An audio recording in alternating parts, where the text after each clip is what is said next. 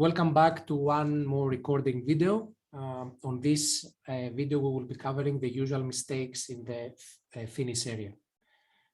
With me, it's again Duncan, who is going to share with you some tips, some insights on things that you need to remember when you are managing the specific part of our event.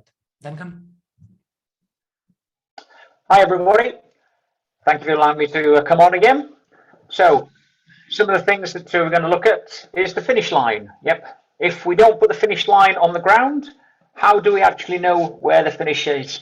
So really important with our finish line is that we actually work with timing and the people around the gantry to make sure that the finish line is in the right place before we actually put that finish line down.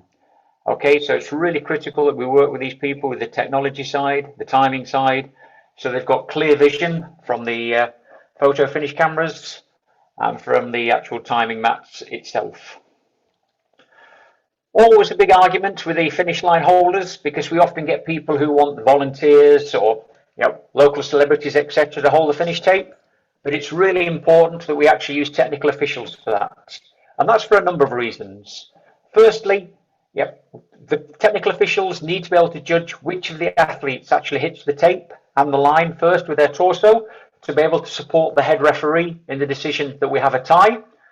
Secondly, really important as well with the finish line tape that the TOs have been trained to bring the tape up at the very last minute.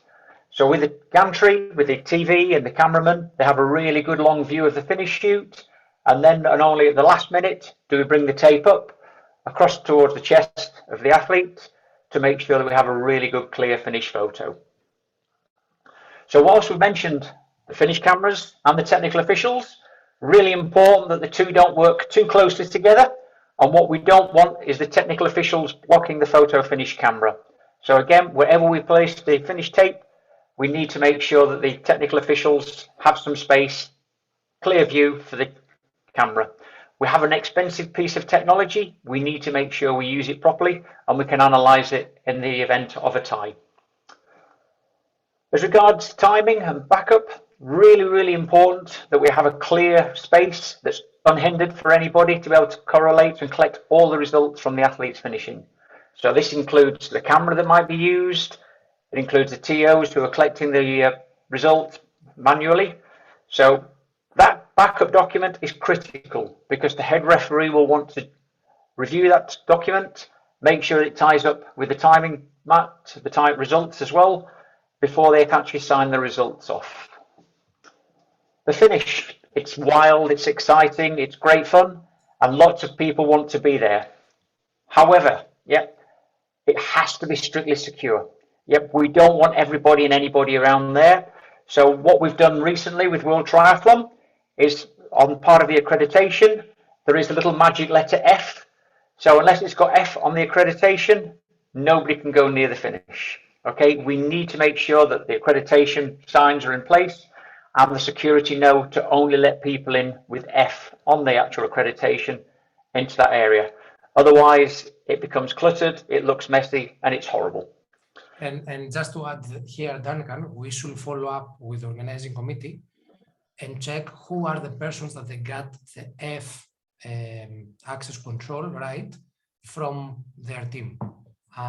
Again, it has to be as limited as possible. Only people that they need to be at the post-finish area during the finish, no one else. Absolutely. And likewise as well, we know lots of the volunteers do a great job. They all want their photo taken with the winners. But again, unless they've actually got that F letter on, they cannot go near the finish. Excellent. And also we'd actually ask them not to take selfies and photos at that particular moment in time anyway. Other things for us to look at is the location of the medical and recovery, making sure we've got plenty of towels, ice, water needed at the finish. So if an athlete needs that cold, they've had a lot of time out there for an hour, 2 hours, or whatever their activity's taken. They're exhausted. Sometimes they need some water to cool them down. Bring their body temperatures down.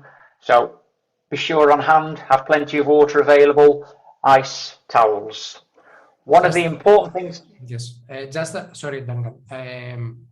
again, it's super important to make sure that the path from the finish to the medical and the recovery is continuously. So there is no crossing of flows there. There is nothing that can stop the normal process of the normal movement of the athletes from the finish to the post-finish. It needs to be totally uninterrupted. And regarding the towels and the ice water, in events that we have extreme heat conditions, it's super important to bring down the body temperature of the athletes as soon as we can. So that this is the reason of having towels and ice water immediately after the finish at the post-finish area, in order to provide this cold feeling to the athlete for bringing down the temperature, and then they can continue to the recovery, or if it's needed, to the medical for further treatment. And that brings me nicely to the medical anti-doping personal conduct. So again, we need to make sure we've had a meeting with the medical and anti-doping, basically to ensure that they keep out of camera, they know the right place for them, that it's not going to get in the way of the athletes, or to be able to take an athlete away to the medical tent if we need it in an emergency. Yeah. Likewise as well. It has happened in quite a lot of events that there hasn't been control in this process. So when an athlete collapsed, the medical personnel, they're just running at the finish area with crunches and with wheelchairs for collecting the athlete. But by doing this show, they're actually blocking the finish, and they're creating more problems than actually solving it.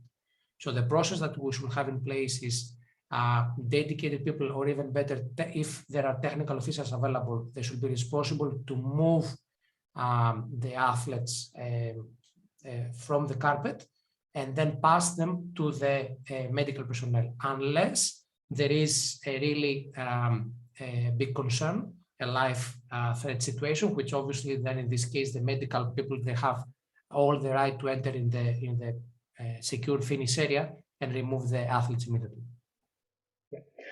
And that brings me down to athletes collapsing at the finish. They've been exerted. All of a sudden their bodies have stopped when they get over the finish line. But athletes are a bit like dominoes. As soon as one person goes down, everybody follows them. Okay, so what we need to do is we need to make sure we keep the athletes moving as soon as they've gone past the finish line. If an athlete does fall over, then we need to try and help them back up as soon as possible. But again, without trying to block the TV cameras. And a little tip, if an athlete does fall over and always on the back, towels work wonders because it covers the sponsors and it also cools their chest down. All of a sudden, it's amazing how many athletes recover very, very quickly when you do that for them. So, no, make sure. Just one point is, obviously the athletes, they are at that point in a really critical situation. They went through a big effort of finishing the event. We have to understand any kind of frustration they have. Like at that point, they would like probably not to be touched. They would like not to be spoken. So we just need to stay calm. And even if we see an athlete that is frustrated, then again, we just need to remind them that they have to keep walking and make sure that the area is empty for the athletes that are coming behind him or her finishing the race. No, absolutely. We don't want to be adding to the casualty list of athletes still running at the finish line and then having to fall over an athlete that's already collapsed. So really critical on that front. Likewise as well, obviously the first three over the line, we want them for the medal ceremony. So we need to make sure we assign technical officials as chaperones, and the technical official needs to be able to follow that athlete around and we don't lose that athlete. All too often we end up having medal ceremonies delayed because somebody's lost an athlete or they've gone off to meet family, friends, etc., and we don't know where they are. So again, just make sure those technical officials, keep an eye on the athletes. When we have the medal ceremony, they're ready to bring them over. Coaches, media access. Coaches obviously want to celebrate with their athletes. Media want to interview all the athletes. We have dedicated areas. We need to make sure that the coaches stay in their areas, the media stay in their area. And then they can gain access to the athletes when they go past their dedicated areas. Exactly. So again, coaches don't come out of that area. No, it's just that, again, to highlight what Duncan says, they have dedicated area. They don't have access on the F area. They have areas who are attached to the F, and then they can speak there with their athletes, but they don't have access on the F area itself. And whilst all this is going on, we also need to make sure that we respect the pool photographers and the host cameramen. So we need to make sure that whatever we're doing, we don't block their photos. We don't block their pictures. So again, just be aware of where the cameras are, just be aware of where the photographers are, and try and do everything you can to block their photos. No, sorry, I'm only joking. Not to block their photos. Again, one point to highlight is it may happen that the host broadcasters or the pool photographers are requesting permission to be on the blue carpet at the finish, and not to be on the photographer's stand or the specific camera area behind the fences. This is something that can be discussed, but with clear rules. So the host broadcasters, for example, if they would like to have a camera, the camera needs to move only on the side and can never step in the middle of the blue carpet at the post-finish area and block the other athletes. And obviously, they need to understand that at any single point, they may need to be pushed or pulled on the side, because as they are following a specific athlete, they don't see what is happening behind them. And for their protection and the protection of obviously the athletes, we will have, to take action immediately. Yeah, thanks very much for your wisdom of your advice there, Thanos. I'm following your step, Duncan. So the reality is that you only learn these things and you realize these things in action. And only if you have done mistakes and you have seen events where the control has been lost. It happened to myself, it happened to Duncan, and it will happen in the future again to both of us and to all of you. But the important thing is to work with the organizing committee, try to set up some basic rules around the management of the finish area in order to minimize the impact that any actions that we don't want to have occur. So Duncan, thank you very much. Any last words, any final words? No, enjoy. Yep, and especially enjoy the finish, but just make sure it's as clean and as safe as possible. Exactly. Thank you very much. Thank you for watching.